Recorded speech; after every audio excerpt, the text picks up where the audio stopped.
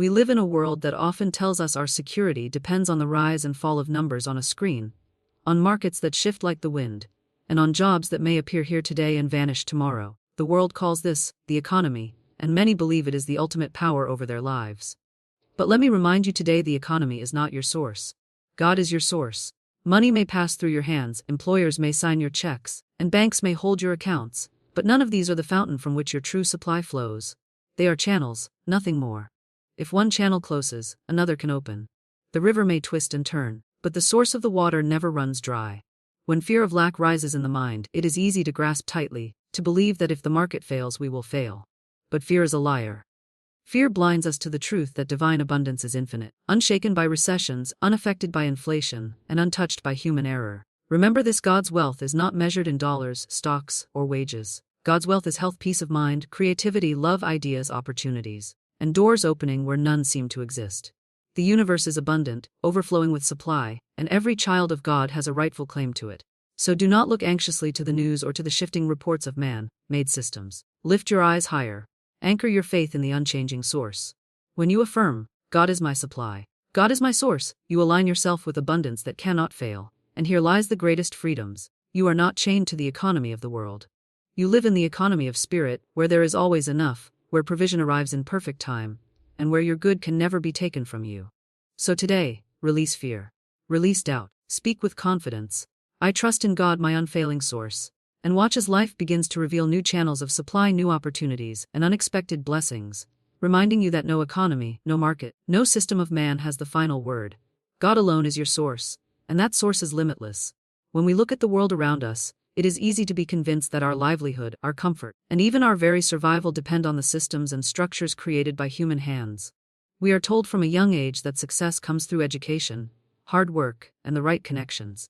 We are taught to watch the economy, to measure our lives by numbers, how much we earn, how much we save, how much we spend. And yet beneath all of these shifting appearances lies a deeper truth: God is the true source of supply. This truth is not always obvious, because God often uses channels to provide for us. A paycheck comes from an employer, but it is not the employer who sustains you. Groceries are bought at a store, but it is not the store that feeds you. A doctor may prescribe medicine, but it is not the doctor who heals you. These are channels, conduits through which God's provision flows, but the source is higher, greater, and unchanging. When we forget this, we become anxious, believing our lives depend on the strength of fragile systems. But when we remember that God is the source, we step into a place of freedom, where our supply is never at the mercy of the world. Consider the river that flows through the land. It brings nourishment, refreshes the earth, and provides water for life. But the river is not the source. It is fed by streams, and the streams are fed by rains, and the rains come from clouds, which are gathered by the great hand of God who set the cycles of the earth in motion. If the river dries up, it does not mean the source has run out. It only means the water will find another path. In the same way, if one channel of provision in your life dries up, the source has not failed. God's supply is inexhaustible, and another channel will open. The problem arises when we mistake the channel for the source. If we think our job is our provider, we cling to it in fear. If we believe the economy is our sustainer, we tremble when markets fall. If we imagine another person is our only support, we despair when they cannot help. But when we remember that God is the wellspring of all good, we can release fear and open ourselves to divine creativity. New opportunities emerge. Doors swing wide where none seem to exist. Ideas flow into our minds that lead to solutions. Provision can arrive in ways we never could have predicted, because the source is unlimited and is not bound by the narrow channels we expect. Look back over your life, and you will see this truth. How many times did you think you would not make it through, yet you did? How many times did you face a closed door, only to discover another opening where you least expected it? How many times did a blessing arrive, just in time, in ways you could not have orchestrated yourself? That is God, your true source, moving behind the scenes, arranging circumstances, guiding people, and bringing forth supply in perfect timing. The world would have you believe that supply is limited, that abundance is scarce, that life is a competition for resources. But God's universe is abundant, overflowing with provision, rich with opportunities, fertile with blessings. The sun rises each morning and gives light freely to all. The air we breathe is never rationed. The earth yields harvest after harvest. The oceans are filled with life. This is the nature of God: to give, to create, to overflow with generosity. When we align our thinking with this truth, we no longer see life as a struggle to grab what little is available, but as an unfolding of infinite supply. Fear often whispers that we must hold tightly to what we have, or else it will slip away. But supply from God cannot run out. The more we trust, the more we release fear, the more room we make for blessings to flow. Just as a clenched fist cannot receive, a fearful heart cannot open to abundance. Faith is the key that unlocks the flow. When we say with conviction, God is my source, we loosen our grip on fear and allow provision to reach us in ways we could not have imagined. God's supply is not limited to money, though money is often the form we notice most. God's supply comes as peace of mind in the midst of chaos, as health in the body, as strength when we feel weak, as wisdom when confusion surrounds us, as love when loneliness weighs heavy, as creativity when solutions are needed, as opportunities that lead to growth and fulfillment. These are forms of wealth the world cannot measure, but they are as real, if not more real, than money in the bank. And when we recognize and give thanks for these gifts, we see that God's provision touches every area of life. Imagine the story of the Israelites in the wilderness. They had left behind the security of Egypt, but in the desert they faced the fear of lack. Yet every morning, manna appeared on the ground. It was not grown in fields, not bought in markets, not supplied by any human system. It came directly from God, fresh each day, enough for every need. And when they thirsted, water flowed from a rock. These are not merely stories of the past. They are reminders that God provides in ways that defy human logic, that supply can appear where none seems possible. The same God who fed them still feeds us, not always with manna from heaven, but with ideas, opportunities, connections, and blessings that come exactly when needed. When we live with the awareness that God is the true source, we stop living in fear of lack. We stop measuring our security by the economy's fluctuations or by the approval of others. We stop believing we must exhaust ourselves to force provision to arrive. Instead, we begin to rest in the assurance that our supply is secure, steady, and flowing from an unfailing source. This does not mean we sit idly and do nothing. Rather, it means we act with trust, guided by faith, knowing that our actions are supported by divine provision. We work, but we do not worry. We plant, but we do not fear. We give, and we know we will receive. Another beautiful truth is that when we see God as the source, we can live more generously. If we believe supply is limited, we hold tightly to what we have, afraid to let it go. But when we know the source is infinite, giving becomes a joy, because we know we cannot outgive God. What flows out will flow back in greater measure. Like a well that never runs dry, the more we draw from it, the more it refreshes us. Generosity then becomes not a burden, but a natural expression of faith in abundance. There is freedom in releasing dependence on the world's systems. The world says, if the market falls, you will lose. God says, I will open rivers in the desert and streams in the wasteland. The world says, if your job ends, you are finished. God says, I am doing a new thing.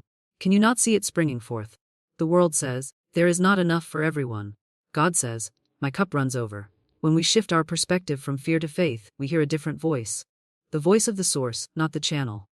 Sometimes God allows certain channels to close, not to harm us but to remind us not to put our faith in them. A job may end, a business may fail, a door may shut. In those moments, we are tempted to believe we have lost our supply. But those are the very moments when God whispers, look to me. I am your source. I will make a way. And often, what awaits us on the other side is greater than what we left behind. Closed doors are not the end.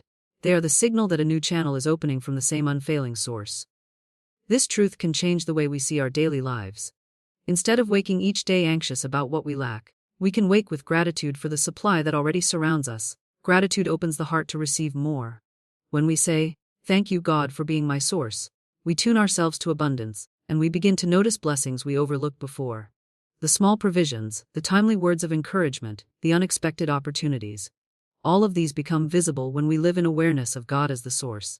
Even in times of global uncertainty, when economies falter and systems shake, those who trust in God as the source can remain steady. They may feel the effects of the world's troubles, but they are not destroyed by them. They are rooted in something deeper, anchored in a source that cannot fail. They may lose a channel, but they never lose the source.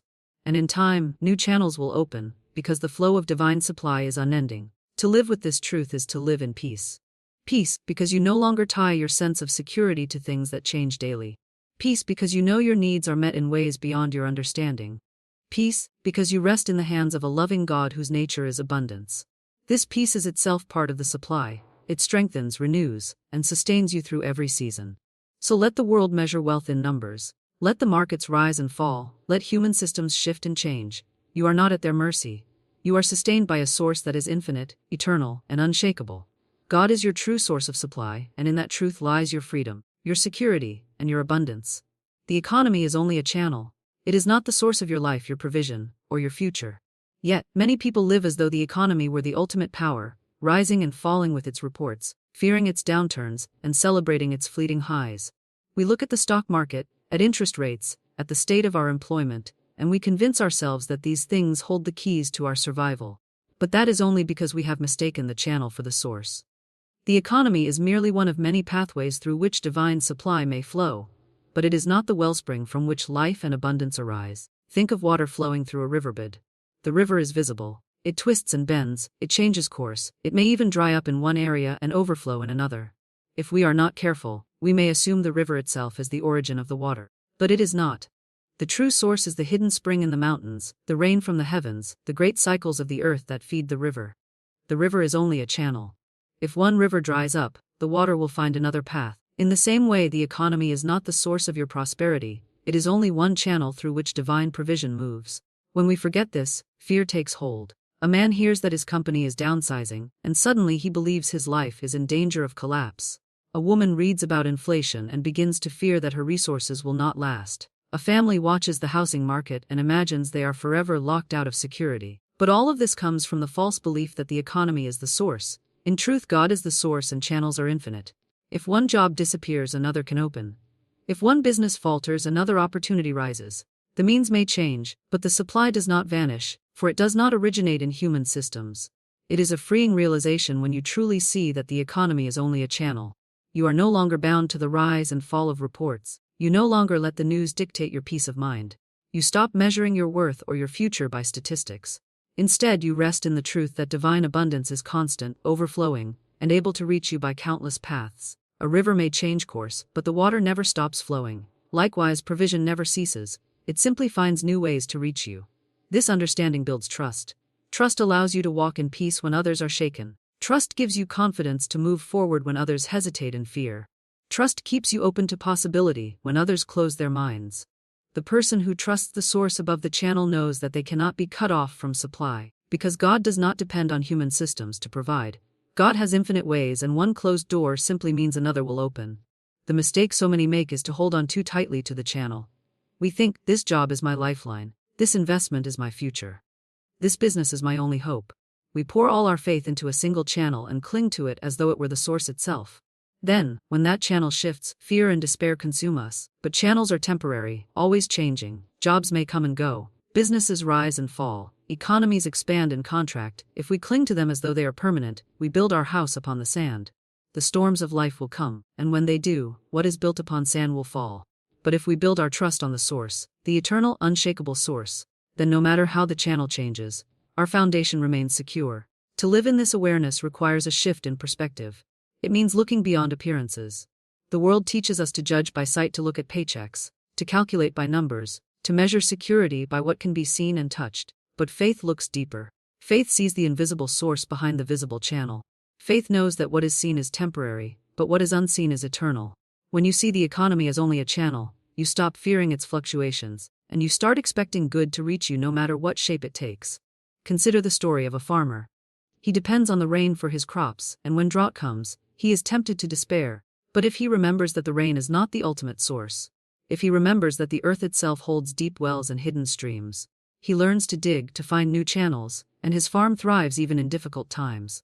In the same way, when we are tempted to despair at the state of the economy, we must remember that our supply is not limited to one channel.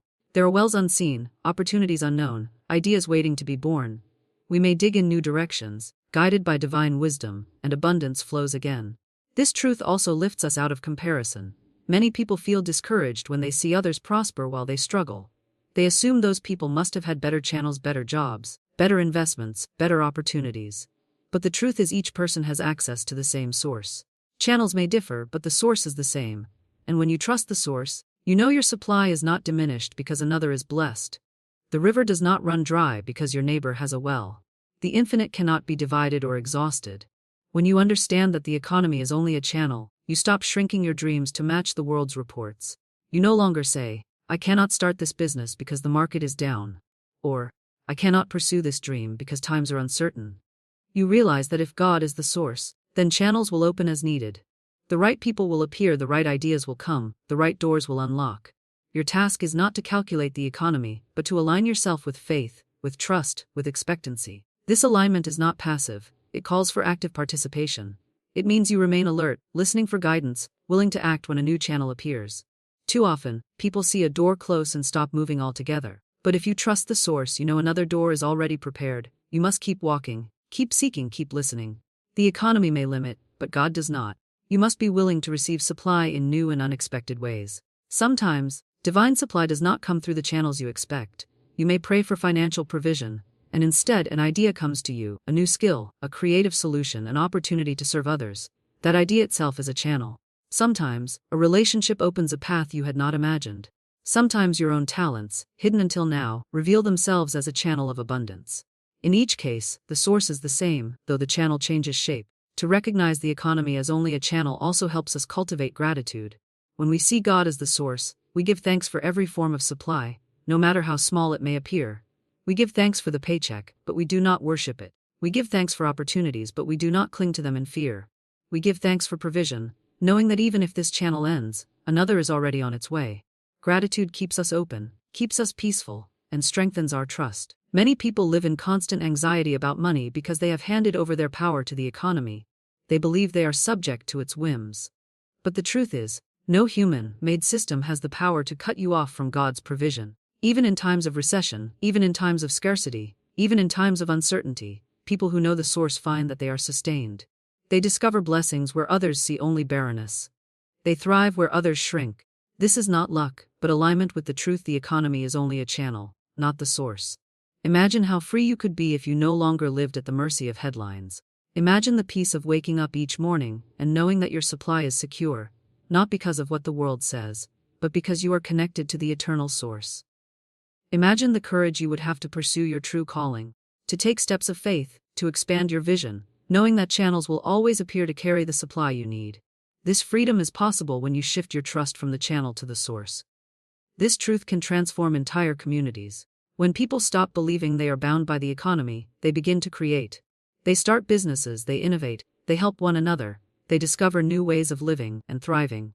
They no longer wait for the economy to improve before they act. They move in faith, and in doing so, they create new channels of abundance for themselves and for others.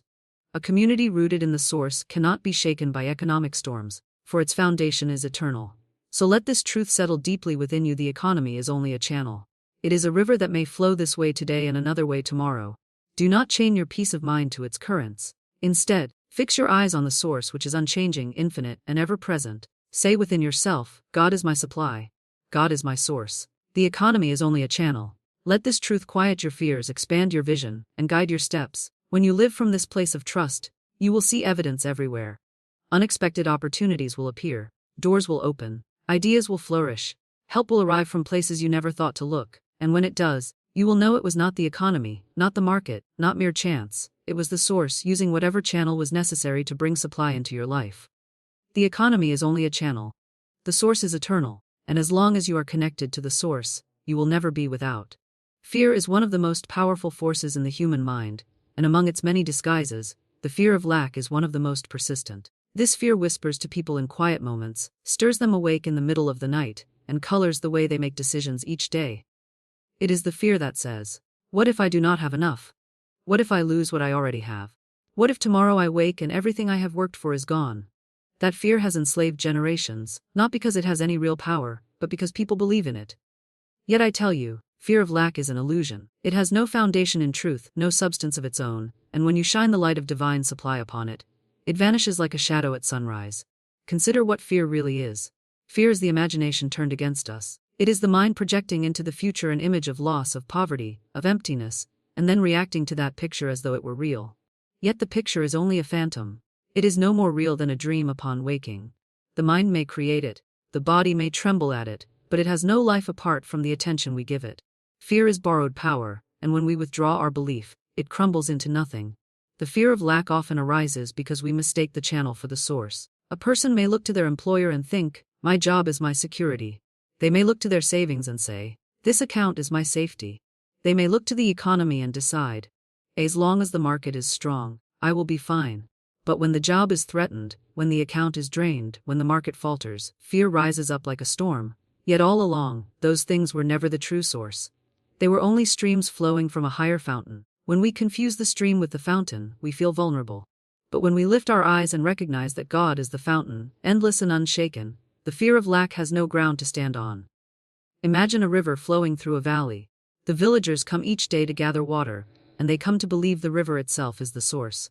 They say, "If this river dries up, we will perish." But what they forget is that the river is fed by springs high upon the mountain, hidden from their sight. If one river changes course, the mountain can release another stream. The villagers may tremble when they see the riverbed grow shallow. But those who know the mountain never despair. The mountain is faithful. The mountain never ceases to pour forth. So it is with God. Your job, your investments, your possessions may be like rivers that flow for a season, but God is the mountain spring that never ceases. Fear of lack cannot touch you when you understand this truth. Fear thrives on attention. The more you rehearse thoughts of scarcity, the stronger fear appears. You may catch yourself thinking, what if the bills outweigh the income? What if I cannot provide for my children? What if I never escape this cycle? These thoughts repeated, carve grooves in the mind. And soon, fear feels like reality. But let us pause and ask, how many times in the past did you fear disaster, only to see life provide in unexpected ways? How many times did you worry that you would not make it, only to discover that somehow you did? Those fears that once felt so real are now nothing more than memories of illusions. If the fears of yesterday proved false, why should today's be any different? There is an ancient wisdom that says, "Look at the birds of the air, they neither sow nor reap nor store away in barns, and yet they are fed. Look at the lilies of the field, how they grow. They toil not, neither do they spin, and yet they are clothed in beauty." What is this teaching but a reminder that life is sustained by a power greater than human effort alone? The birds are not anxious about tomorrow. The lilies do not worry about fashion or provision. Yet they are cared for. If creation itself rests in divine abundance, how much more can you trust that you will be cared for? Fear of lack is an illusion because it denies the very order of creation. Some may argue, but look around. Do we not see poverty, hunger, and struggle? How can you call the fear of lack an illusion when people suffer? The answer lies in the difference between truth and appearance. Yes, appearances of lack exist in the world, but appearances are shaped by human thought, by systems of greed, by cycles of fear repeated across generations. These appearances are not the ultimate truth. The truth is that divine supply is infinite, that abundance is woven into the very fabric of existence. Where people align with this truth, supply flows. Where people remain bound by fear, appearances of lack persist. When a person begins to awaken, to believe that provision can come from unexpected channels, doors open that once seemed sealed shut. Think of the countless stories of men and women who found themselves at the end of their resources, yet something came through. A friend who offered help, an idea that sparked income, a door that opened at just the right time. Was this coincidence? Or was it the invisible hand of the source, moving through unseen channels to provide? Those who look only to the material world call it luck. Those who understand the source call it divine order. Either way, the message is the same: fear of lack was never the truth. Supply was there all along, waiting to reveal itself. When you carry fear of lack, you shrink your vision. You hesitate to step forward into new opportunities because you think, "I cannot afford to risk it." You hold back generosity because you think, "If I give, I will have less." You cling tightly to what you have because you believe it may be all you'll ever get. But notice how fear creates the very experience it dreads. Fear closes doors. Fear shrinks channels. Fear keeps you circling in limitation. On the other hand, faith expands. Faith dares to take a step, to give, to trust, to open hands instead of closing fists, and in that openness, life pours in more. Fear of lack is an illusion because it blinds you to the possibilities that faith can unlock. Let us look closer at giving. Many people resist generosity because of fear. They say, "If I let go, I will not have enough." Yet time and again, those who give freely discover that they receive more in return. Not always in the same form, but in unexpected blessings, in opportunities, in peace of mind, in joy. Why? Because giving affirms abundance. Giving says, "I trust there is more where this came from." Fear of lack says, "This is all there is, hold tightly." Faith says, "This is only one channel, the source is infinite." Which of these attitudes will open the flow? Clearly faith. The fear of lack is also rooted in comparison. We look at what others have and decide that because their share is large, ours must be small. We treat life as though it were a pie, where one person's gain means another's loss. But life is not a pie, it is a boundless field. The harvest is not diminished by another's success. In truth, another's abundance can serve as proof of what is possible for you. Fear of lack creates envy and resentment. Faith in divine supply creates celebration and inspiration. When you know the source is infinite, you rejoice in another's gain, for you know it is evidence of what is also available to you. Now let us confront the illusion directly. If fear of lack were real, it would have substance. But test it. Hold fear in your hands. What do you grasp? Nothing. Search for fear under a microscope. What do you find? Nothing. Fear is not substance, it is thought, and thought can be changed. The moment you choose to affirm abundance instead of lack, you shift your inner world. You say, there is always enough. Supply is flowing to me now. New channels are opening. I live in a universe of abundance. As you hold this thought, as you speak it, as you believe it, fear begins to dissolve. The illusion cannot stand against truth spoken with conviction. This is why affirmations are so powerful. They are not magic spells, they are reminders of truth. When you say, God is my source, and I shall not want, you are not trying to convince some reluctant deity to bless you. You are aligning your mind with reality. You are clearing away the fog of illusion, and standing in the sunlight of truth. Fear cannot dwell in a mind that is filled with affirmations of abundance. Consider the farmer who plants seeds in the ground. He does not dig them up each day in fear, saying, what if they do not sprout? What if nothing grows? He trusts the process. He knows that the soil, the sun, and the rain will do their work. He plants, he waits, he believes, and in time the harvest comes. Fear of lack is like a farmer who never trusts the soil, who digs up the seeds in doubt, and then wonders why no harvest arrives. Faith is the farmer who plants and trusts. Which are you? Let us not ignore the practical side of this truth. Some may think that trusting God as source means sitting idly, waiting for blessings to drop from the sky. Not so. Trusting the source means being alert, ready to act on inspiration, willing to step into opportunities that appear.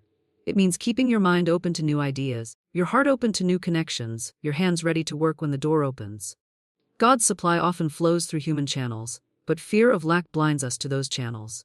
When you release fear, you see opportunities where once you saw only obstacles. Fear of lack is an illusion because it keeps you in bondage to conditions that are always changing. Jobs change, markets rise and fall, possessions come and go, but God's supply is constant. Align with that truth, and you will live with a peace that no economy can shake. You may still walk through seasons of uncertainty, but you will walk with calm assurance, knowing that provision will meet you there. You will no longer tremble at the headlines, for you will know that the source of your life is higher than the world's reports. So let me ask you, will you live under the shadow of fear, or will you live in the sunlight of truth? Will you allow illusions of lack to dictate your choices, or will you stand firm in the knowledge of abundance? The choice is yours. But know this: when you choose faith, when you affirm truth, when you trust in God as your source, the illusion of lack dissolves. It cannot survive in the presence of truth. Today, let the fear of lack be broken in your mind. Let it be unmasked as the illusion it is. Walk forward with confidence, with open hands, with a heart full of gratitude. Say within yourself, there is no lack in God. There is no lack in me. Supply is flowing to me now. My needs are met in perfect time, in perfect way. As you hold to this, fear will lose its grip, and you will discover the reality of abundance that was always yours. Fear of lack is an illusion. The truth is abundance. The truth is provision. The truth is God as your unfailing source. Stand in that truth, and you will never be shaken.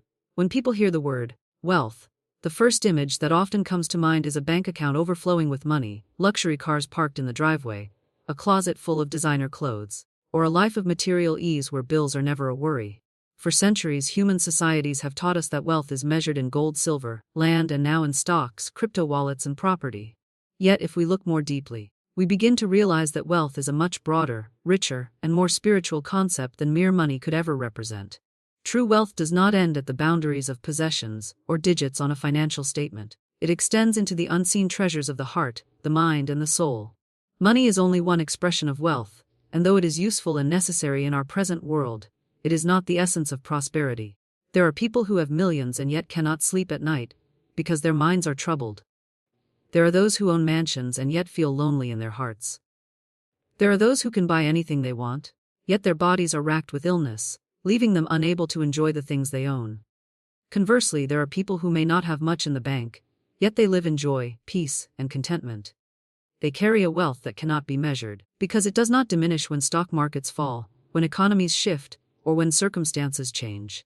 Wealth in its truest form is the ability to live abundantly in every area of life. It is the smile of a child who runs into your arms after a long day. It is the laughter shared with friends around a simple meal. It is the deep sense of peace that floods your being when you know you are safe, provided for, and cared for by a higher source. Wealth is creativity bubbling up within you, giving birth to ideas that inspire and uplift others. Wealth is the resilience of your body when it heals from sickness, the strength of your spirit when you rise after setbacks, and the joy of waking up each morning with a sense of purpose and direction. If money were the only form of wealth, then how would we account for the richness of love? Love cannot be purchased. No matter how much one offers, true love does not respond to bribes or bargains. It blossoms in sincerity, grows in trust, and deepens in shared experiences. When you have love, whether it is love for family, for a partner, for friends, or for life itself, you hold in your hands a wealth that no bank can store. Some of the happiest people in the world are not those with overflowing accounts but those with overflowing hearts, surrounded by relationships filled with warmth and care. Health is another form of wealth and perhaps one of the most overlooked. A billionaire confined to a hospital bed, unable to walk or eat freely, would gladly trade some of his fortune for the gift of health. We take for granted the incredible wealth of a strong body, of lungs that breathe without difficulty, of eyes that see the beauty of the world, and of a mind that thinks clearly. These treasures are priceless. A wealthy life is not only one in which money flows, but also one in which the body and mind are nurtured, respected, and kept in balance. Then there is the wealth of peace. Peace of mind is the crown jewel of prosperity. What use is a pile of gold if anxiety never leaves you, if fear gnaws at your soul, or if you cannot rest at night? There are people who have little by the world's standards, yet they walk through life with calm assurance, their hearts steady and their spirits unshaken. That peace comes from trust in God, trust in life, and trust that whatever is needed will arrive in perfect time. It is peace that allows you to enjoy what you already have instead of endlessly chasing what you think you lack. Ideas, too, are a form of wealth. Every great invention, every breakthrough, every work of art, and every advancement in human history began as an idea. An idea has the power to transform not only one life but entire generations. When divine inspiration flows through you, you are wealthy indeed, for you carry within you the seeds of creation. Many people with little financial backing have built empires simply by acting on a single inspired idea. The world is filled with stories of individuals who had nothing but vision, faith, and determination, and from those intangible riches they created lasting legacies. Opportunity is another measure of true wealth. To wake each morning with doors opening before you, with chances to grow, learn, contribute, and expand, is a gift beyond calculation. Some may look at their lives and see lack, but often what appears as lack is only the absence of recognition.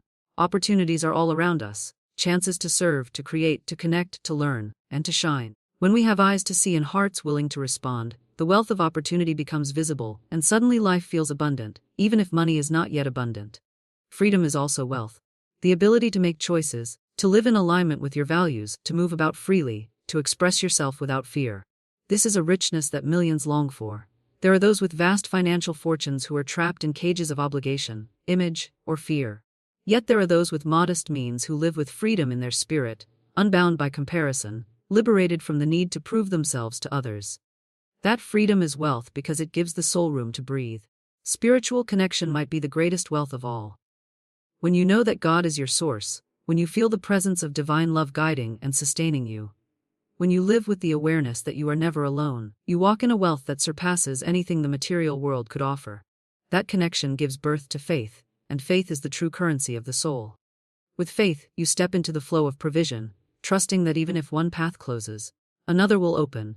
With faith, you stand unshaken while others tremble, because you know your supply does not come from fragile systems but from the infinite source of all good. Imagine a person who has no money but has love in their home, health in their body, peace in their mind, ideas flowing in their heart, opportunities at their doorstep, freedom in their choices, and a deep connection with God. Would you call this person poor? By worldly standards, perhaps, but by higher standards they are among the wealthiest on earth. Now imagine a person with endless money but no love, failing health, constant anxiety, a barren mind, closed doors, a life bound by fear, and no spiritual connection. Would you call this person rich? The world might, but in truth they are impoverished. Wealth is a tapestry woven of many threads. Love, health, peace, creativity, opportunity, freedom, and faith. Money is just one thread among many. When we see wealth only in terms of money, we reduce life's richness to a single color, when in fact it is a vibrant masterpiece. The more we expand our vision of wealth, the more abundant we realize our lives already are. You may not have millions in your account, but if you pause to count your blessings, you may discover you are wealthier than you ever imagined.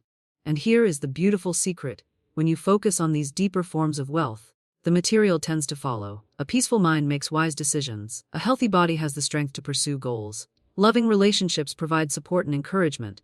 Creative ideas open doors to prosperity. Faith keeps you steady through storms until opportunities manifest. True wealth attracts money, because money is drawn to clarity, confidence, creativity, and flow. But chasing money without recognizing the deeper forms of wealth often leads to emptiness. To live richly, begin by noticing the invisible treasures already in your possession. The laughter of your children.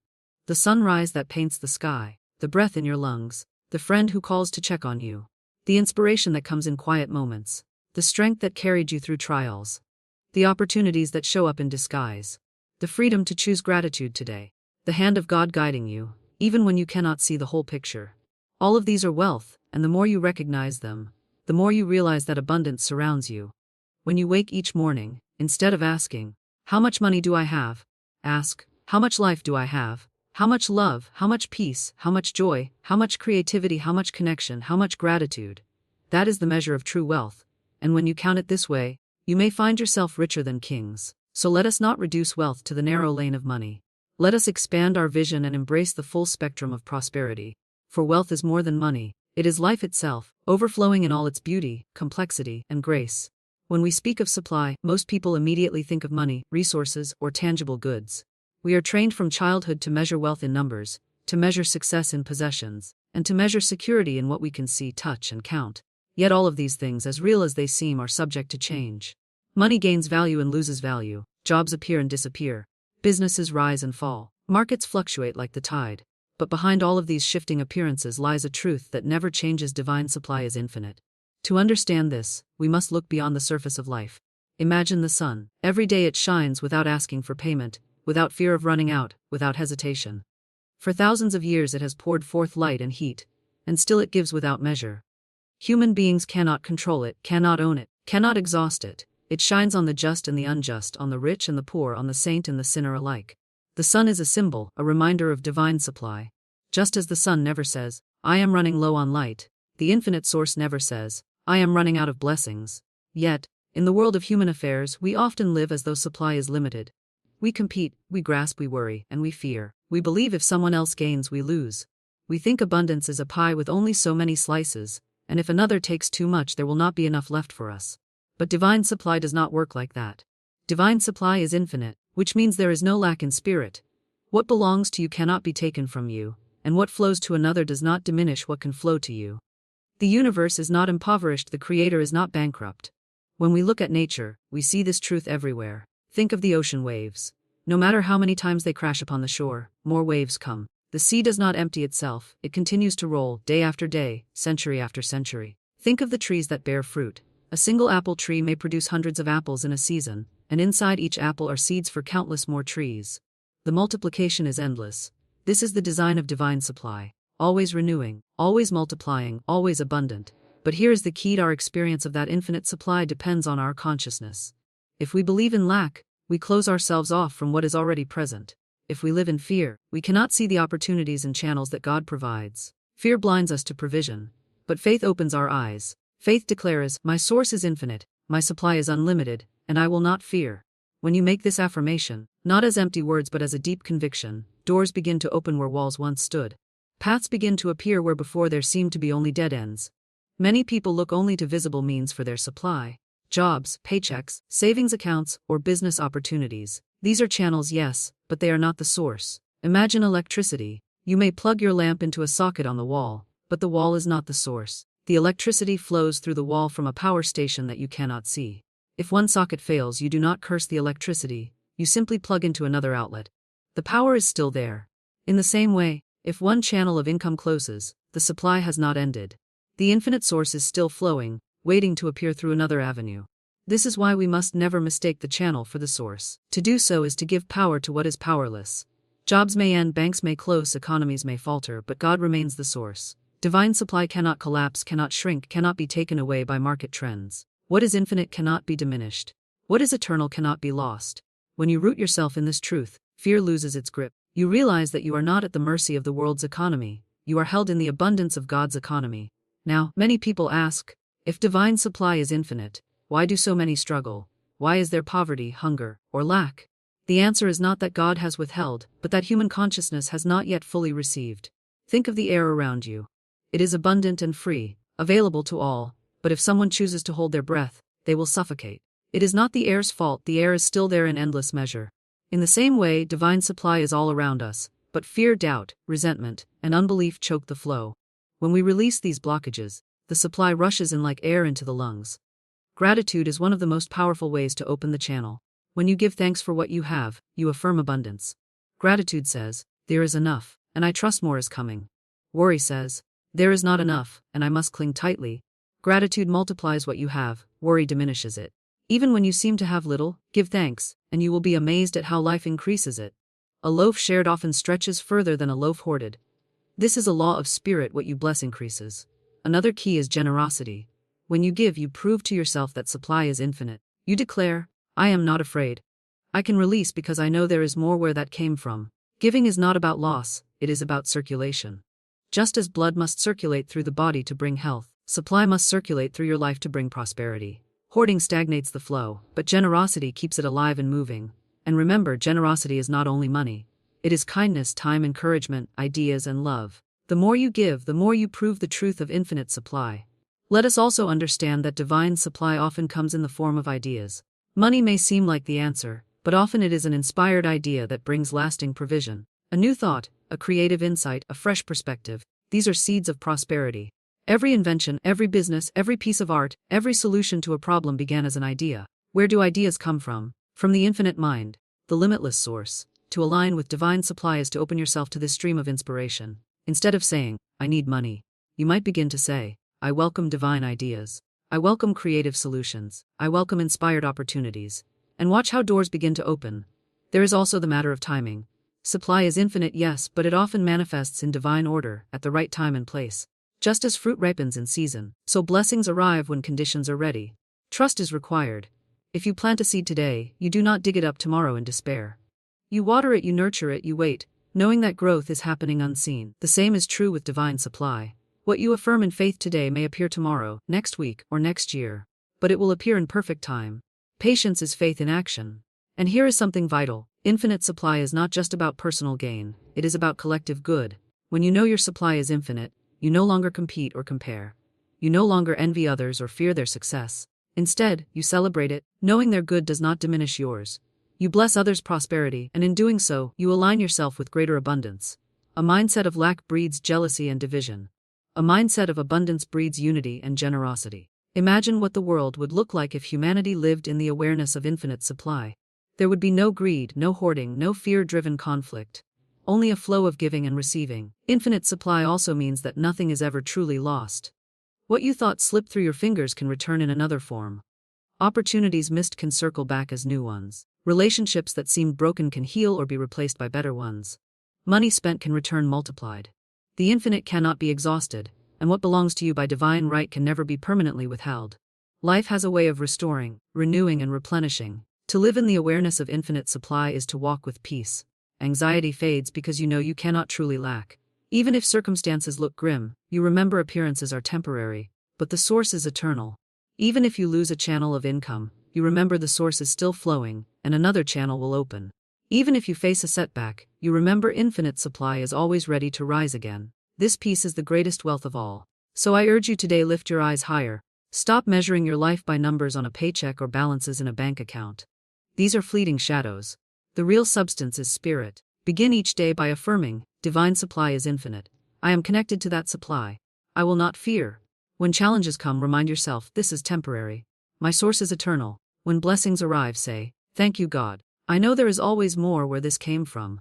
And let your actions reflect your belief. Give freely, bless others, express gratitude, stay open to ideas, trust divine timing, and walk in peace. In doing so, you align with the truth that supply is endless, unshaken, and forever flowing. The ocean does not run dry. The sun does not stop shining. The air does not suddenly vanish. These are reflections of the greater truth. Divine supply is infinite. You live in it, move in it, and breathe in it. And when you know this with all your heart, lack becomes impossible. Faith lifts us above uncertainty.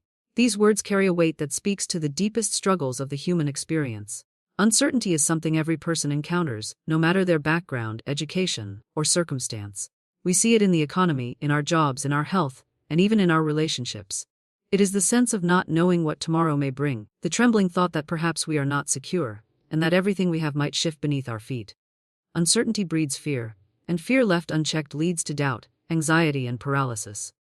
Yet there is a power greater than fear, a light brighter than doubt, and that is faith. Faith does not remove all problems, but it lifts us above them. It gives us wings where uncertainty sought to chain us to the ground. Consider how uncertainty shows up in daily life. A person wakes up to news of an unstable job market. worried about whether their employer will still need them in a month's time. Another checks their health and wonders if the aches they feel are a sign of something serious. Someone else looks at the bills piling up and wonders how they will make it through. Each of these scenarios is familiar, and each of them carries that heavy fog of uncertainty. The mind begins to race, imagining every worst-case scenario. Fear whispers, what if you lose everything? What if you fail? What if the bottom drops out? And in those moments, people feel small, powerless, and trapped. But here is the truth: uncertainty does not define your destiny. Faith does. Faith is not wishful thinking or blind optimism. It is a steady trust in the unseen reality of God's presence, provision, and purpose. Faith says, even though I cannot see the outcome, I trust that the outcome is secure in God's hands. Faith does not ignore uncertainty, but it refuses to bow to it. Faith looks beyond appearances, beyond reports, beyond statistics, and anchors itself in the eternal. When the storms of life howl, faith is the hand that reaches upward and finds that the ground of spirit never shakes. Uncertainty is loud, but faith is stronger. Imagine a bird flying above a storm.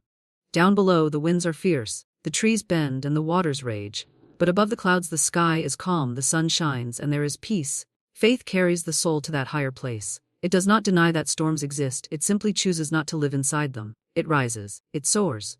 It rests in the knowledge that God is still God, no matter how wild the storm below. Many people place their trust in what they can see and touch. They believe their job is their security, their savings account is their fortress, or their connections are their lifeline. But when those things shift, as they inevitably do, fear rushes in. Faith, however, is trust in what cannot be shaken.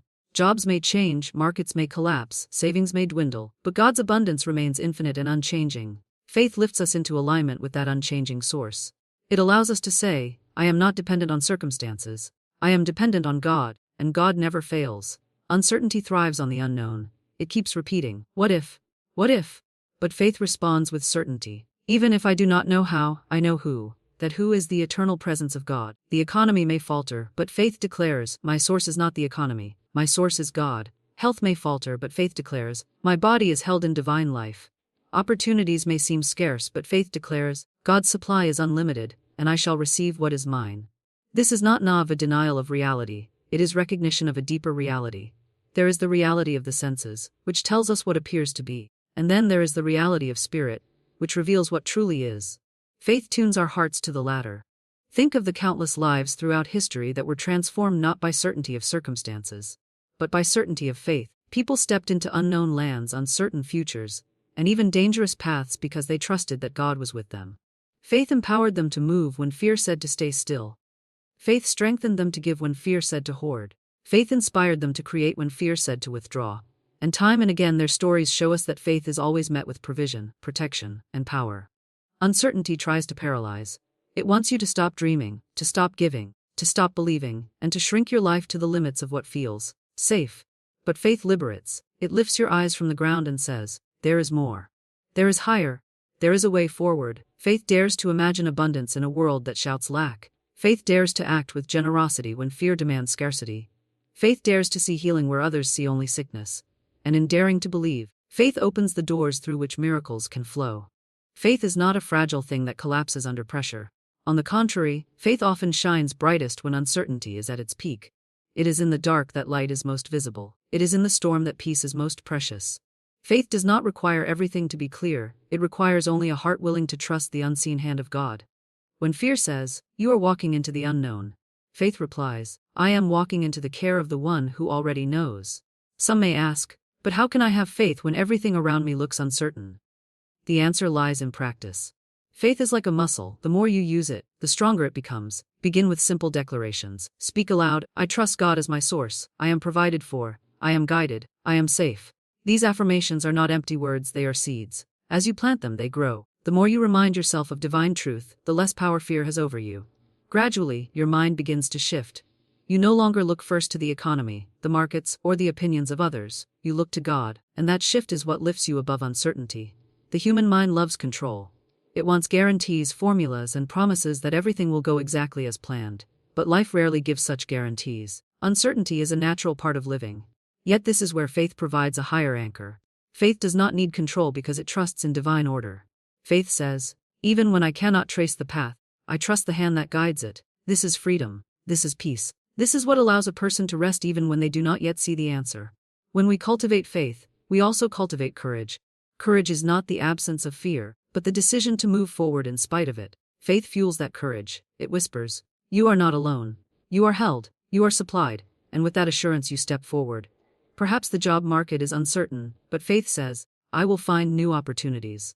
Perhaps your health report brings concern, but faith says, "I will walk in strength and healing."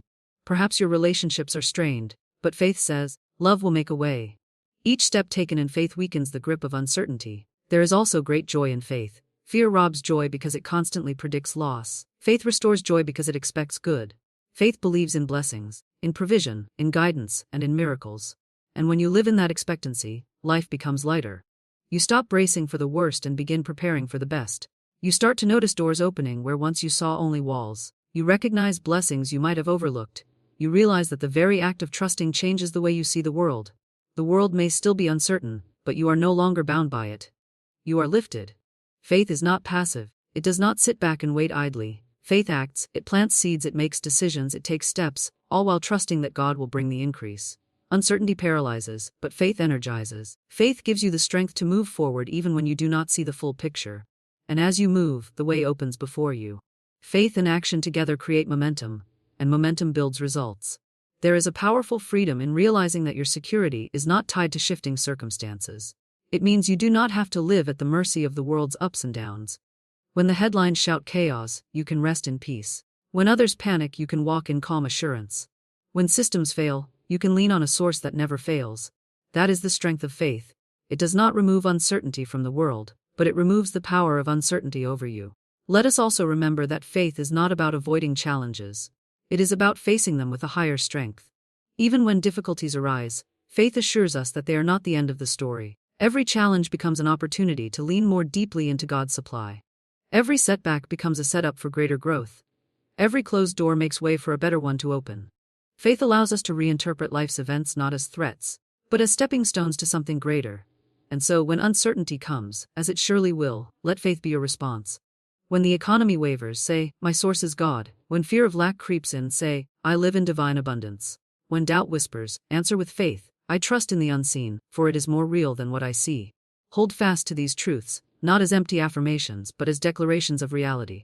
Over time, you will notice that the grip of uncertainty loosens, and the wings of faith carry you higher. Faith lifts us above uncertainty. It gives us peace in chaos, hope in despair, strength in weakness, and clarity in confusion. It is not something reserved for the few, it is available to all who choose to trust. And the more you trust, the more you rise. Life may not always offer guarantees, but God offers presence. And in that presence you are secure, you are supplied, and you are free.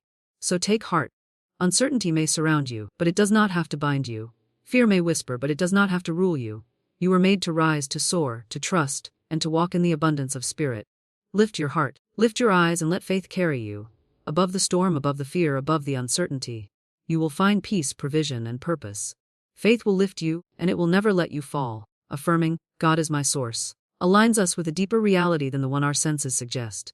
To affirm is not merely to repeat words. It is to establish in consciousness a truth that becomes the foundation of our thought, speech, and action.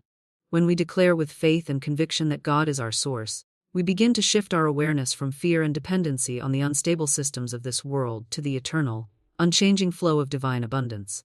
The human mind is often trained from childhood to look outside of itself for provision. We are taught to believe that our well-being depends on employers, on government programs, on financial institutions, or even on the generosity of others. While these are channels through which supply may come, they are not the true source. They can open and close, they can rise and fall, but they are never the origin of the good that flows into our lives. Just as sunlight comes from the sun, not from the window that lets it in, our supply comes from God, not from the temporary windows of opportunity the world may provide. When we align our thinking with this truth, we stand in a position of freedom, no longer chained to fear of loss or lack. To affirm, "God is my source," is to remind ourselves daily that abundance is spiritual in nature. It does not originate in money itself, nor in possessions, nor in any material form. Those things are expressions, results, reflections of an invisible source that is inexhaustible. A tree is nourished by unseen roots drawing from underground streams. So too are we nourished by an invisible root of supply that draws directly from the infinite richness of spirit. The fruit we see, the paycheck, the opportunity, the solution to a problem, is only evidence of what is already present within that invisible root. This alignment is not simply a matter of words spoken, it is a matter of consciousness cultivated. If one repeats the affirmation without belief, without intention, it becomes empty ritual. But when we affirm with sincerity, when we allow the words to sink deep into our awareness, something within us begins to shift, fear loosens its grip, and faith takes its place. Anxiety about tomorrow gives way to trust in the ever-present now. We begin to walk through life with a quiet assurance that no matter what changes around us, there is a deeper order, a divine orchestration at work, guiding us, providing for us, and opening the way before us. Consider how often people live in bondage to fear of the economy.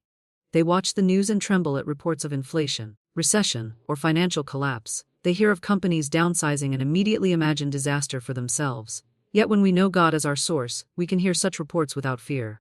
For while economies may rise and fall, God's abundance does not fluctuate. The same Spirit that clothed the lilies of the field and fed the birds of the air is alive today, sustaining and supplying each one of us. The same divine power that opened paths in the wilderness and brought water from a rock still operates in our lives, ready to meet every need. Aligning with God as source also changes the way we approach work and responsibility. Instead of laboring with anxiety, fearing that our livelihood depends solely on our effort, we begin to work with joy, knowing we are instruments of a larger purpose. Our jobs, businesses, and projects are not burdens but opportunities for Spirit to express itself through us. This shift in perspective transforms even the simplest task into a channel of blessing. We no longer strive to force outcomes, we allow divine wisdom to guide our choices and actions, trusting that as we remain aligned with the source, our paths will prosper. Affirmation also trains the subconscious mind. Much of our fear of lack comes not from present reality but from subconscious programming. Old beliefs inherited from family, culture, or past experiences. Perhaps we were told as children that money is scarce, that it is hard to earn, that we must struggle and compete for every crumb. These beliefs, if left unchallenged, create a mental atmosphere of lack, and the outer world tends to mirror the inner world. But when we consistently affirm, God is my source, we begin to overwrite those limiting beliefs. Day by day, thought by thought, we plant seeds of abundance in the soil of the mind, and eventually the harvest appears in our experience. This alignment also invites us to release the burden of comparison. Many look at the success of others and feel diminished, as though someone else's abundance means there is less left for them. But when God is recognized as source, we see that supply is infinite, that another's blessing does not diminish our own. Instead of envy, we feel joy, for their good becomes a reminder that the same source is available to us. Just as one candle lighting another does not lose its flame, the prosperity of one soul only testifies to the inexhaustible fire that fuels all. There is also a profound peace that arises from this alignment. When we truly know God as our source, we no longer chase after provision with desperation. We no longer beg or cling or worry. We move through life with calm assurance, like a tree planted by rivers of water, whose leaves do not wither even in times of drought. The outer world may shake, but the inner world remains anchored in divine stability. This peace itself is a form of wealth, for what good is material abundance without peace of mind? At times, aligning with God as source requires courage, for it often means releasing attachments to old channels of supply. A job may end, a relationship may shift, a financial system may falter, but if we cling to those outer forms, we block the flow of new blessings. Affirming, God is my source, empowers us to let go, to trust that if one door closes, another will open, often wider and better than before. We realize that our good cannot be taken from us, for it does not originate in man-made systems. It flows directly from the divine, and what is divine is eternal. This truth is not merely theoretical, it is practical and lived. Those who hold fast to this affirmation often discover unexpected channels of provision. Opportunities appear in ways they could not have planned. Ideas come that lead to new ventures. Assistance arrives at the perfect moment. It is not magic, but the natural result of aligning consciousness with the source of abundance. Just as tuning a radio brings in a clear signal, affirming God as source tunes our awareness to the frequency of supply, and we begin to perceive and receive what was already present. Another dimension of this alignment is gratitude. When we see God as our source, we no longer take blessings for granted, nor do we attribute them solely to human effort. We give thanks for every gift, large or small, recognizing it as evidence of divine love flowing into our lives. Gratitude expands our capacity to receive, for a thankful heart is open, receptive, and expectant of more good. It turns every meal, every paycheck, every kind word into a reminder of the source that never ceases to give. Affirming God is my source also frees us from fear of giving. When we believe supply is limited, we cling tightly, afraid to share. But when we know the source is infinite, giving becomes natural and joyful. We give not from fear of loss but from awareness of abundance, and in giving, we align ourselves even more fully with the flow of divine provision. Just as water must circulate to remain fresh, so too must abundance flow through us to remain alive. In times of challenge, when appearances suggest lack, the affirmation becomes even more vital. It is easy to declare abundance when all seems well, but it is in the face of need that faith proves itself.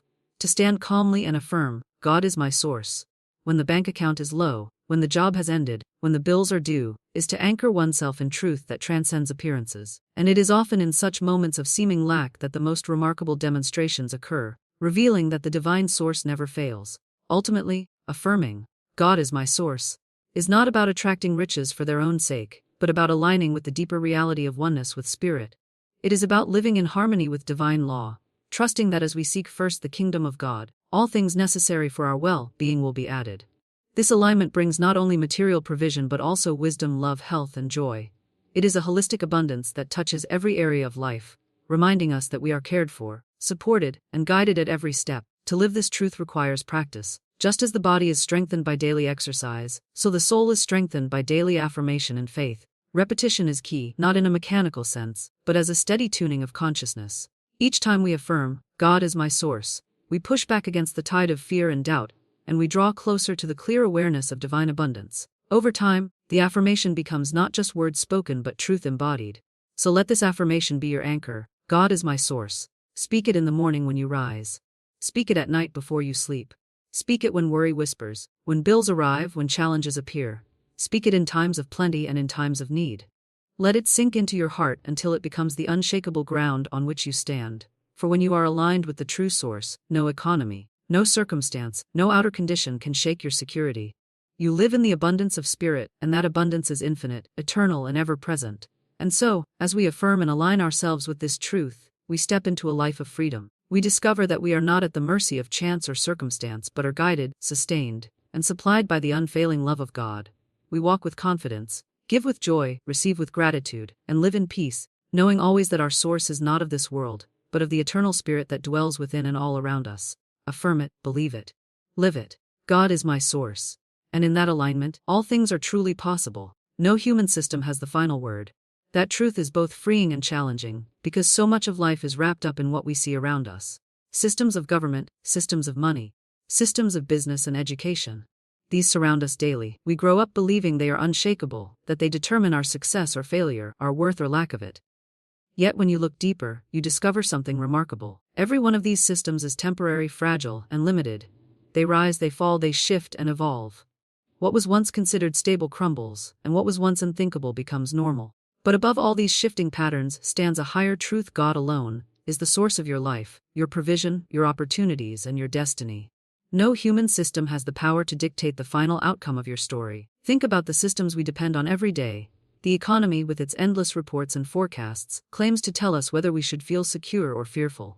One month, the market is up and confidence is high. The next, a downturn sends waves of panic. People watch the numbers rise and fall as if those numbers have the power of life and death. Yet those numbers are just symbols, a man-made way of measuring exchange. They are not the source of abundance. They are not the wellspring of provision, and they cannot limit the infinite supply that flows from God. The economy may be a channel, but it is not the source. And if a channel runs dry, another can appear. Because the source is unlimited. Governments, too, create systems of order and law. They set policies, issue licenses, collect taxes, and promise protection. And while these may be necessary to manage human affairs, they are not absolute. Nations rise and fall. Empires once thought eternal have faded into history books. Systems once praised as perfect have revealed their flaws. But the destiny of your life does not rest in the hands of lawmakers or officials. They may believe they hold power, but no decree, no law, no signature on a piece of paper can cancel what God has ordained for you. When one door seems shut by human authority, God opens another door that no man can close. No human system has the final word. Even in the realm of work and employment, many people believe their livelihood depends entirely on their boss, their company, or their industry. And yes, jobs and paychecks are important. But if you look more closely, you will see that a job is simply one avenue through which supply flows. It is a channel, not the source. How many stories are told of people who lost a job and thought their life was over, only to discover a new path, a new opportunity, a new calling they never imagined? That is the reminder: when one channel closes, the source remains. God's supply is not limited to one employer, one paycheck, or one industry. He can create new ways, unexpected ways, even miraculous ways to provide. No human system has the final word over your provision. Consider history. Time after time, people have faced systems that told them, this is the limit. You cannot go beyond this point. Yet those who trusted in something higher found themselves lifted above the limits. Inventors who were told their ideas were impossible went on to change the world. Leaders who were told their movements would fail sparked revolutions of freedom and justice. Everyday people who were told they were trapped in poverty or hopelessness discovered ways to rise into abundance. The system said one thing, but God said another, and God always has the final word. The danger of believing too strongly in human systems is that it creates fear.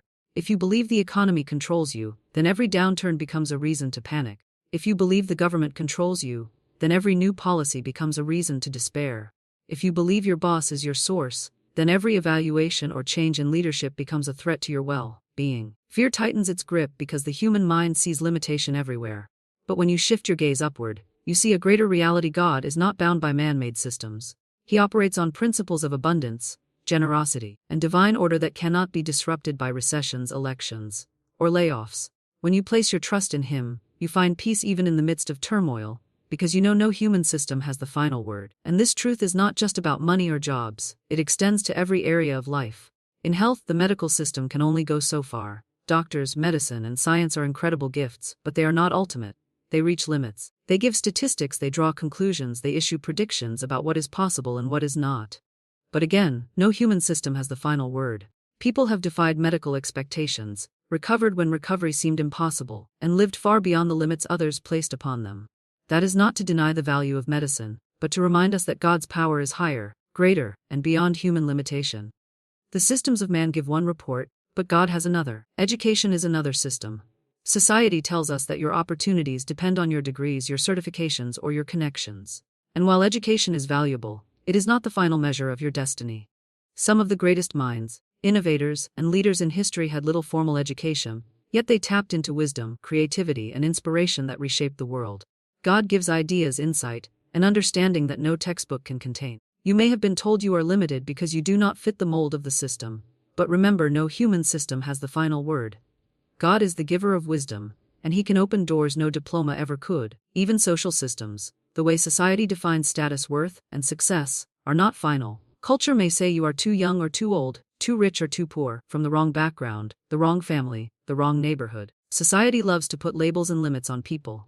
But God does not operate by human labels. He sees the heart, the spirit, the potential He placed within you. He does not ask whether society approves. He asks only that you trust Him and step forward. Time and again He chooses the unlikely, the overlooked, the underestimated, and raises them to positions of influence and purpose. Why? Because no human system has the final word. The greatest example of all is found in moments of personal trial. You may face a system that says, "It's impossible." You may hear voices of authority, financial, medical, political, or personal, declaring that there is no way forward. But the final word belongs to God. He is the author and finisher of your story. His abundance is not measured by stock markets. His healing is not limited by medical charts. His justice is not blocked by corrupt systems. His wisdom is not confined to classrooms. His power is not restrained by laws. He moves beyond every system, because He Himself is the source of life. What would life look like if you lived every day with that awareness? Imagine waking up each morning not dreading the news, not fearing the economy, not worrying about the systems of man. Instead, you rise with the confidence that your life is anchored in a greater source. You still live and work within human systems, but you are not enslaved by them. You participate, but you do not depend on them for your ultimate security. You give your best to your job, but you know the job is not your source. You pay your taxes, but you know the government is not your source. You monitor your health, but you know the medical system is not your source.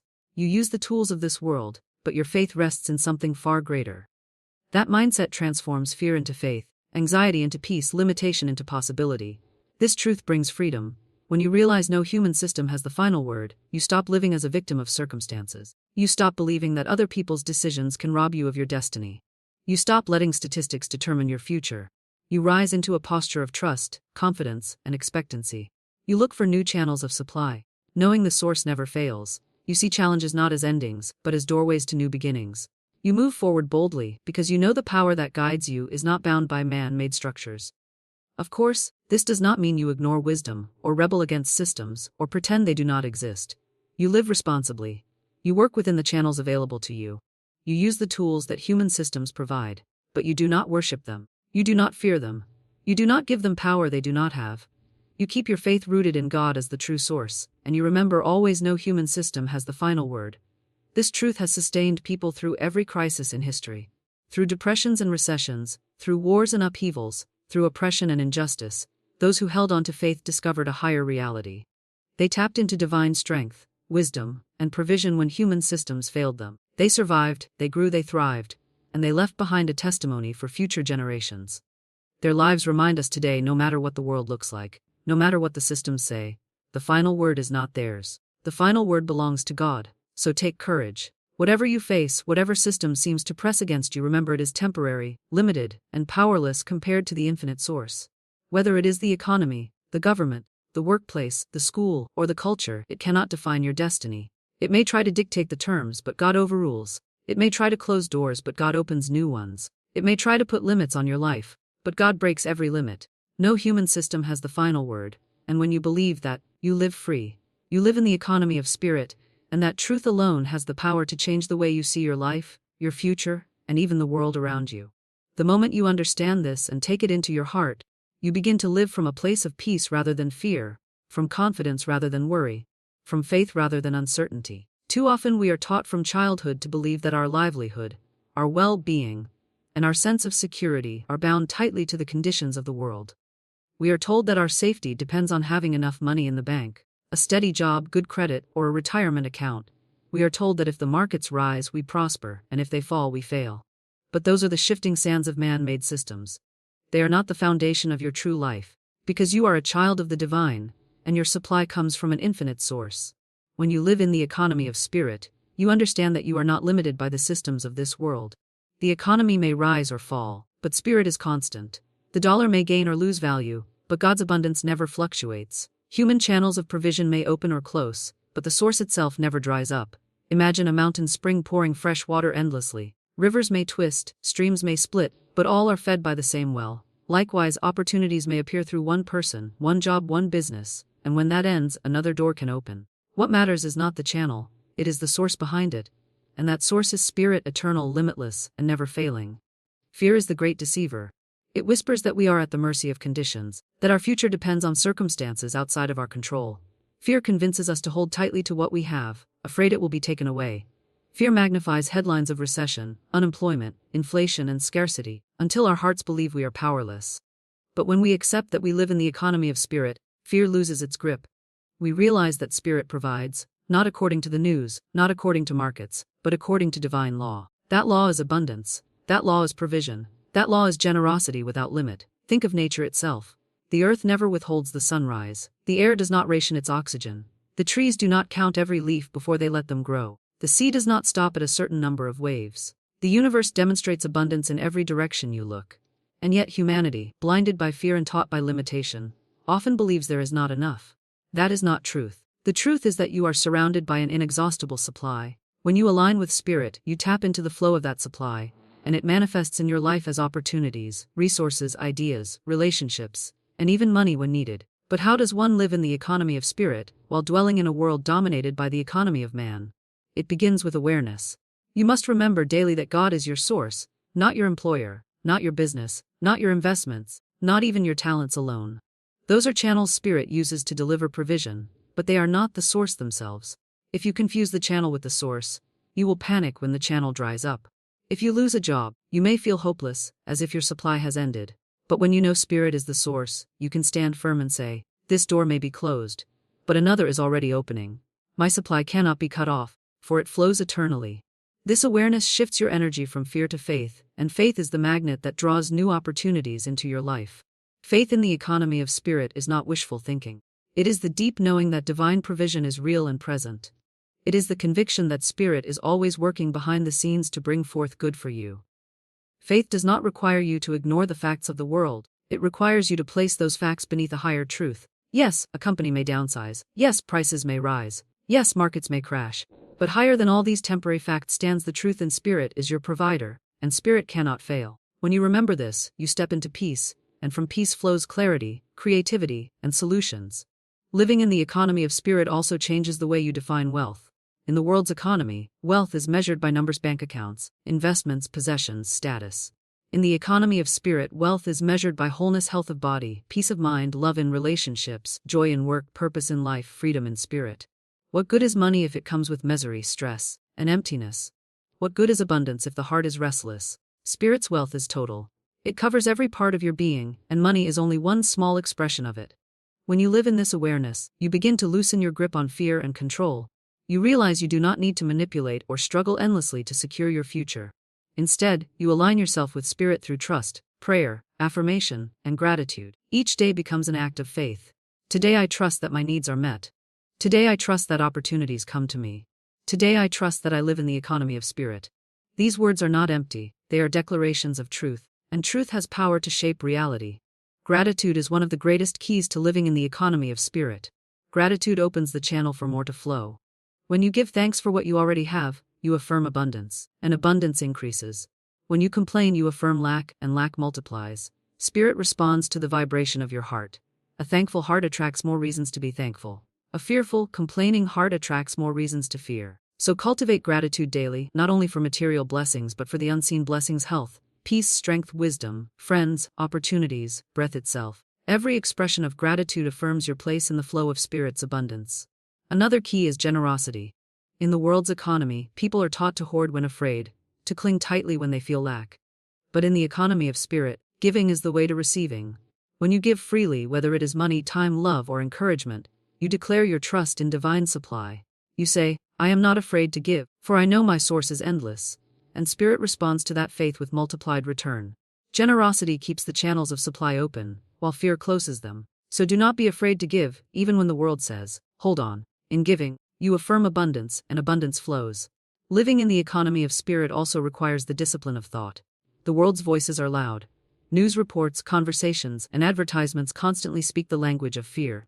What if the market crashes? What if there is not enough? What if you lose it all? These voices will attempt to plant seeds of worry in your mind. You must guard your thoughts and choose deliberately what you believe. Replace fear with truth. I live in the economy of Spirit. My supply is endless. I am not bound by the systems of man. I am free in God's abundance. Speak these truths daily until they take root, for as you think, so you live. And remember this: Spirit often answers through unexpected means. The provision you need may not come from where you expect it. You may think your blessing must arrive from your employer, or through a particular business, or from one source you are watching closely. But Spirit may open a door you never saw, may bring an idea you never considered, may connect you with someone who holds the key. The economy of Spirit is limitless and creative. Do not box it in. Stay open. Stay expectant. Say to yourself, I do not know how Spirit will provide, but I know it will. My only task is to trust and remain ready to receive. In this way, living in the economy of Spirit becomes a way of life, not a one-time affirmation. It is a daily walk of faith, trust, and openness. It is refusing to bow to fear even when circumstances look dark. It is keeping your eyes on the source rather than the shifting channels.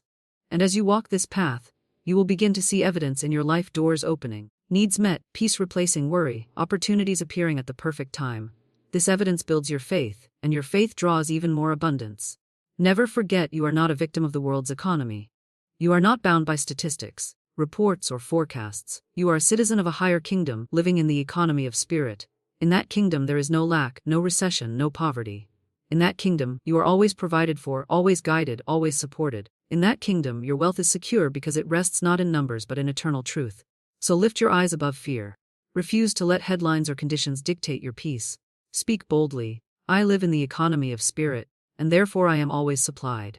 Trust this truth, live this truth, walk in this truth, and you will discover a freedom and abundance the world cannot give and cannot take away. Trusting God releases blessings. These words carry a power that goes beyond a simple phrase, for within them lies the secret to living above fear, above limitation, and above the uncertain tides of the world. To trust God is to lean not on appearances, not on the circumstances before your eyes, and not on the reports of man, but to stand firm in the invisible, knowing that behind the scene is an unseen hand guiding, providing, and supplying all that is required for your highest good. When you truly trust in God, you open a door that no one can shut, a door through which blessings flow freely, abundantly, and often in ways you could not have imagined with your own reasoning. Trust is not simply belief, for belief may waver, but trust is a steady anchor. You may believe the sun will rise tomorrow, but you trust it's light enough to plan your day, to plant seeds, and to live with the assurance that dawn will come. In the same way, trusting God is not an abstract idea. It is a living, breathing confidence that turns your thoughts away from fear and fixes them on divine certainty. It is saying, though the world shakes, I will not be shaken, for my supply does not come from men's systems, but from God, who never fails. When that trust fills your heart, blessings begin to flow, because fear no longer blocks the channels through which they come. Think of a child holding the hand of a loving parent while crossing a busy street. The child does not measure the speed of the cars, nor calculate the distance. The child simply trusts the hand that holds him, and by that trust he is kept safe. So it is with us. Life may look crowded with obstacles, opportunities may seem scarce, the world may cry out in panic about shortage, crisis, and lack. But if we place our hand in the hand of God, if we walk with trust rather than worry, we are led across in safety to the place of abundance prepared for us. And when we arrive, we realize that blessings have been flowing all along, not because we strained, but because we trusted. There are those who look around and see only limitation. They say, the economy is weak, jobs are few, money is tight, doors are closed. And they allow those words to shape their belief, which in turn shapes their reality. Yet there are others who, in the very same conditions, seem to prosper, to thrive, and to find new ways forward. Why is this so? Because trust draws blessings. To trust God is to tune your mind to a frequency higher than fear, higher than statistics, higher than the voice of lack. It is to know that abundance is not something created by man, but something released by spirit, and spirit has no limits. Where others see obstacles, the trusting heart sees opportunity. Where others see endings, the trusting heart sees beginnings. And in that faith, blessings appear. Consider the farmer who plants seeds in the earth. He cannot see what is happening beneath the soil. Days may pass without evidence, yet he does not dig up the seed each morning in fear that it has failed. He trusts the process, waters it, tends the ground, and expects a harvest. In the same way, when you trust God, you plant seeds of faith in the soil of spirit. You may not yet see the blessings with your physical eyes, but beneath the surface they are growing, multiplying, and preparing to break forth. Your trust is the sunlight that calls them upward. Your trust is the rain that nourishes them. Without trust, the seed of blessing withers, but with trust the harvest comes in abundance. Some may say, I have trusted before and I was disappointed. I prayed, I hoped, I believed, but nothing came. To that I say, trust is not measured in moments of impatience. Trust is not tested by a single outcome.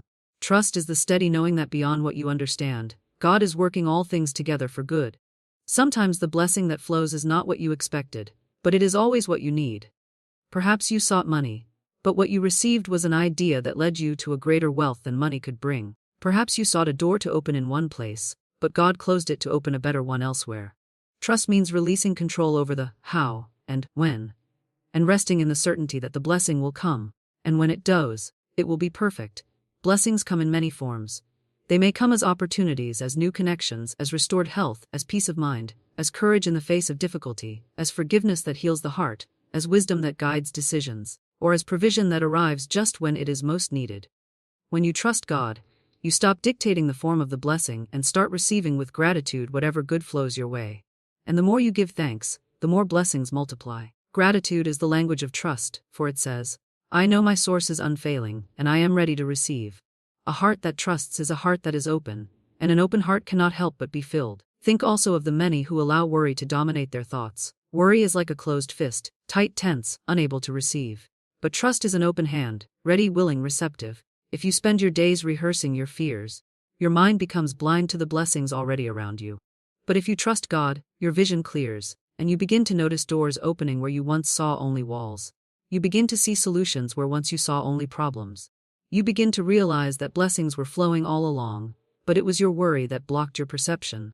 Trust removes the veil, and suddenly the world looks different, because you are looking with eyes of faith. There is a spiritual law at work here. That which you focus on, you magnify. Focus on fear and fear grows. Focus on lack and lack increases. Focus on trust, and blessings multiply. Trust is the magnet that draws abundance from the invisible into the visible.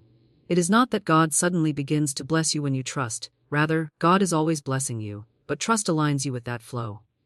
It is like tuning a radio. The music is always playing, but unless you set your dial to the right station, you will hear only static. Trust is the tuning of the soul to the frequency of divine supply. Once aligned, the music of blessing fills your life, and here is the beauty of it: trusting God does not only release blessings for you, but also for those around you. A life lived in trust becomes a beacon. Others look at you and wonder why you remain calm when others panic, why you continue to give when others hoard, why you walk in peace when others are anxious. Your trust becomes a testimony, a living example that inspires others to shift their focus from fear to faith. And in that shift, their own blessings begin to flow. In this way, trust is not just personal, it is contagious. One heart full of trust can light up an entire household, an entire community, even an entire generation. Now, Some may think that trusting God means doing nothing, waiting passively for blessings to fall from the sky. But trust is not idleness. Trust is active. Trust leads you to take steps guided by faith, not fear. Trust inspires creativity, boldness, and courage. It moves you to act when prompted, to speak when called, to give when moved, and to walk through doors that open before you. The blessing flows through action, but action fueled by trust rather than worry. A fearful step is hesitant and unstable, a trusting step is firm and certain. And as you step forward in trust, more blessings meet you along the way. The truth is, blessings are not withheld. They are often waiting on us to release them through trust. Imagine a river held back by a dam. The water is there, pressing, ready to flow, but the barrier prevents it. When you trust God, it is as if the dam is lifted, and the river rushes forward, bringing refreshment, growth, and abundance. The blessings were always there, but trust removes the barrier and allows them to pour into your life. So I say again, trusting God releases blessings. Trusting God lifts the weight of worry and replaces it with peace. Trusting God turns scarcity into abundance, fear into faith, despair into hope. Trusting God opens doors, draws opportunities, heals wounds, restores what was lost, and provides beyond measure. Trusting God is the key that unlocks the treasure house of heaven, and that treasure house is infinite. Do not let the voices of the world convince you otherwise. The world may speak of limitation, but you live in the limitless. The world may speak of fear, but you walk in faith. The world may speak of recession, but you dwell in God's economy, where there is no shortage. Choose today to trust. Say it within yourself, I trust you, God. I release my fear, I open my heart. I know blessings are flowing, and I am ready to receive. Hold that trust not just in moments of ease, but in moments of challenge. For it is in the darkest nights that trust shines the brightest, and it is in those moments that the greatest blessings are often revealed. And as you trust, remember that the blessings are not only for you. You are blessed to be a blessing. As God's supply flows into your life, let it flow through you to others. Give freely, share generously, speak kindly, and act with compassion. The more you release, the more returns to you, for trust keeps the river flowing. A stagnant pond grows stale, but a flowing river remains fresh. So let blessings flow outward as they flow inward, and you will find yourself continually replenished. Trusting God releases blessings. It is not a theory, not a wish, not a vague hope. It is a living reality that has been proven in the lives of countless men and women throughout time, and it can be proven in yours. Today, let go of fear, release worry, and choose trust. For in trust is freedom, in trust is peace, and in trust is abundance without end.